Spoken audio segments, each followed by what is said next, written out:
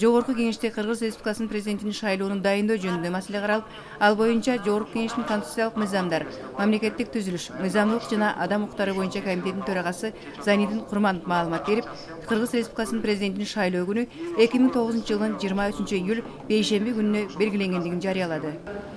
Комитет предлагает назначить дату выборов на 23 июля 2009 года. Конституциялык сотко кайрылган депутат Асылбек Жээнбеков өлкө башчысынын качан шайланарын ар бир жараныбыздын билүүсү парз экенин жана аны тынч өткөрүү зарылдыгын белгилеп, Конституциялык соттун чечимин аткаруу абзелдигин атады. Какое бы ни было сегодня решение Конституционного суда, конечно, оно не понравится всем. Потому что, как я сказал, было 3 мнения. Мы должны его принять. Бул айтылгандарды кубаттап президент Кооронбек Бакиев өзүнүн мөөнөтүн 1 жылга кыскартып жатканы Кыргызстандын тарыхында биринчи экенин айткан коммунист депутат Исхак Масалиев көпчүлүктү аталган токтомдоо долбоорун колдоого үндөдү. Я призываю поддержать данное решение. Спасибо.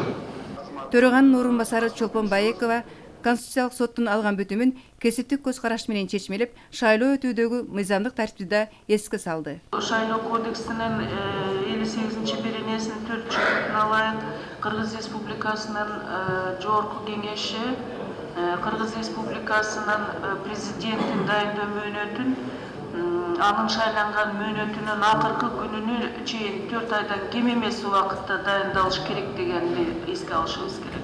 Жыйында Конституциялык соттун чечимине каршы айтылган пикирлер да болбой койгон жок. Депутат Бакыт Бешимов мамлекеттин кызыкчылыгы баарынан жогору турарын айтып, бул шайлоону мөөнөтүнөн мурда деп атоону сунуштады. Мындай пикирди депутат Иса Өмүркулов да колдойт.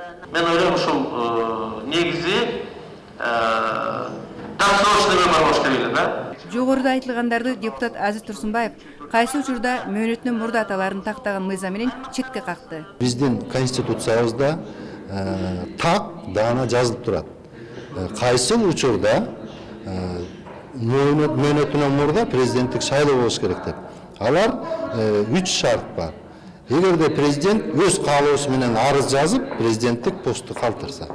Экинчиси, эгерде президент ден соолугуна байланыштуу президенттин уйгарым укуктарын аткара албай калса. Ал эми 3-чү жолу, эгер президенттин мөөнөтүнөн мурда кызматынан чегиндирсе.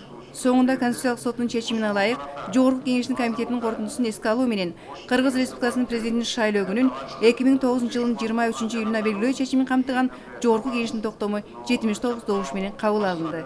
Калия Карыбекова, Жолдошбек Ырсалиев, ЛТР жаңылыктары.